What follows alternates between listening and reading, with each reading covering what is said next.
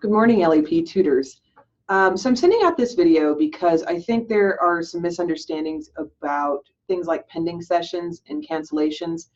And it's starting to get a bit concerning because we're getting into midterms. We are starting to pick up a little bit in terms of our students who need space, our students who need, they really need you to go in and approve the appointments that they're setting. So I want to walk you through this verbally, and I'll send an email that kind of accompanies what and reinforces what I'm trying to say here.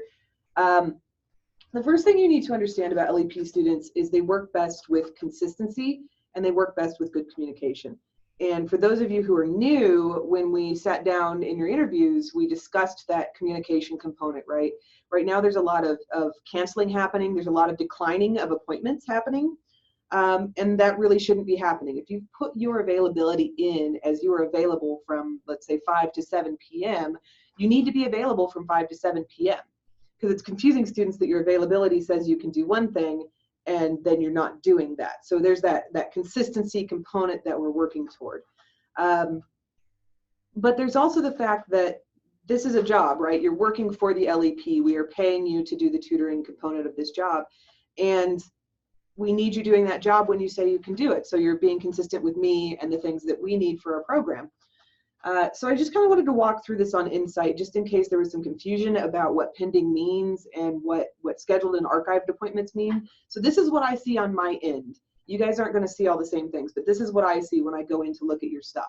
When we go to appointments here on the left-hand side, and we click that, we have this whole section that comes up. And what I see is my filter section, and these are the appointments as of right now that are pending, right? These are appointments that have been requested but have not been accepted.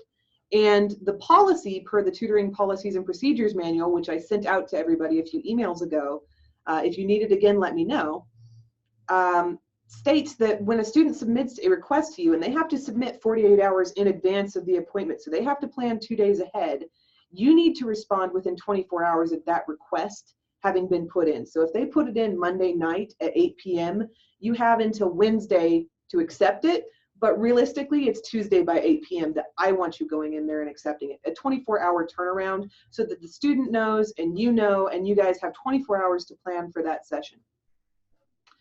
And that includes sessions that are 2 weeks out, 3 weeks out, 4 weeks out, a month out. You need to go in within 24 hours and state whether or not you can do that session so that the student isn't left hanging. That's very confusing. That's very frustrating for students, particularly since they're paying for this service. And part of our good customer service is responding in a timely manner.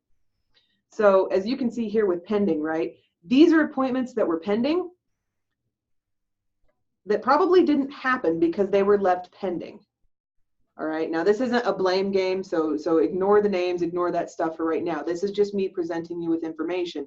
Those pending appointments were supposed to happen yesterday, and I don't really have any indication, yeah, did this appointment happen? No. I don't know why this appointment didn't happen. If I go in and look at your stuff, I have to assume that you've put in your information, and thankfully this information was put in. And the tutor did indicate that they were traveling and that they had emailed to try and reschedule. So that tells me that the tutor is at least making an effort to get in touch with that student, which is why when I sent that email out, that you need to indicate why you can't be there and what you're doing to rectify that situation. The red appointments here, these are ones that are happening today, that are still pending. They're still pending in the system, so I don't know if they're happening or not until they pass. These need to go in and be accepted within 24 hours. If they're happening today, you were supposed to accept 24 hours previously. And you do get notifications from Insight. If you're not getting those notifications from Insight, you need to let me know because maybe we need to update your email address. Maybe we need to figure something out in Insight so that you're getting those notifications that a student has scheduled an appointment with you and you need to go in and check it out and say whether or not you can do it. If it's during your availability, you should be able to do it unless you're traveling or something else is going on. But when, with any job, if you're traveling, I should know about that, right? I'm the tutoring coordinator. I should know if you're not available so that when students come to me and say, hey, I'm not going to be available because I'm traveling, I'm out of town, I can communicate that to the student as well. And I'm not left out of the loop, which is kind of frustrating for me. So then we have our appointments below the red. which are appointments that haven't happened yet but are pending. And here's the thing about this, guys, as I go all the way down, look at all these pending appointments. That's a lot. And I can tell you the exact number of pending appointments, 153. Now, are all of those for tutoring? No. Some of them are for academic counseling, but the counselors manage their students a different way than the tutors do, right? So we have 153 pending appointments. The majority of them are tutoring sessions. Okay, the majority of these sessions are based on students wanting to have tutoring sessions. So please go in and check your pending appointments. If you don't know how to do that, I'm going to show you. So if I go to my account, right, I can see my availability, I can see my password, but in my system, I have to do a little bit different. So I go to users and groups. You're not going to go to users and groups. You're just going to go to your account, right? And here is where your appointments are going to show up. You can see the appointments that people have scheduled with you currently under appointments, in the past under or appointments that you need to go and accept under pending, and archived appointments, which are appointments that have passed, and you need to make sure that all your information is filled out if that's the case. So if I go to appointments and I type in, oh, I don't know, who can I'm going to use RAL. Oh, we're still under Lydia here. Okay, well, we'll use Lydia then. So Lydia doesn't have any current appointments. She doesn't have any pending, but she does have a past. Okay, maybe not. Insight's so much fun. Okay, here are the past appointments. These are appointments that Lydia had that have happened. These are pending. So these are would be where requests that students have put in that she hasn't accepted yet would live.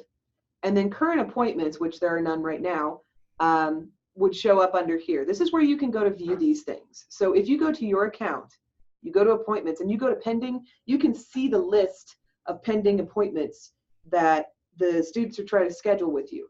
Please accept those within 24 hours. It's very, very important that we be consistent and we do the things we say we're going to do. I am currently on my side working on trying to make it so that you guys can go into Insight and block out times when you are unavailable. So if you're traveling, you could be able to block that out so students can't schedule appointments with you during that time. That's a time-consuming process. It wasn't something that Insight originally built in, so I'm having to build it in from scratch. So please be patient with that. I am working on getting it so that you guys can put exceptions in there. But again, if you say that your schedule is this and that's what it's going to be for the quarter, you need to try to stick to that. It's a job. If we say we're available during a specific set availability, that's when we need to be available. So we need to be as consistent with that as possible. Consistency is key with working with our students. It makes them happy. It makes me happy. It makes your lives a lot easier the more consistent we are. Because when we're constantly switching stuff around, it makes it a lot harder to pay attention. It makes it harder to focus on good time management. It makes it a lot more difficult to do our jobs as a LEP team to support our students. So if you could do me a favor and start going in and checking those pending appointments as soon as possible within 24 hours, that would be fantastic. A couple other announcements. The lead tutors are going to be meeting with me next week, and you will be assigned a lead tutor. So when the lead tutor reaches out to you, please respond, because that is going to be their job moving forward, is to kind of keep an eye on this stuff for me and let me know when things are going a little off kilter like they are right now. And I get we're busy. I understand that. But the communication component with the lead tutors and myself is going to be a major part of doing this job and being successful in this job. So if you could help us out with that, that would be awesome. And I would really appreciate it, because you guys are amazing at what you do. And I know you don't hear that enough. I've been a tutor for the last 10 years, so I am totally there with you. But I appreciate everything that you do. We just have to make sure that when we say we're going to do something, we do it and we're consistent about doing that. Not a whole lot to ask, and I think it's something that we can very, very easily get back on track with, because we started off really strong at the beginning of the quarter, and we're starting to kind of get into that midterms craziness. And it's important that for midterms, our students have tutors available who are consistent and are going to be that person they can rely on. So if you could help me out with that, that would be wonderful. I appreciate you guys. I appreciate all that you do. And if you guys have any questions, comments, concerns, things like that, please do feel free to come see me. I am very, very busy. I'm sure a lot of you know that. So if you want to schedule an appointment, that's probably the best way right now to get in touch with me and actually have me to yourself for your questions. It doesn't have to be a long appointment. It could be 15 minutes. It could be 30 minutes.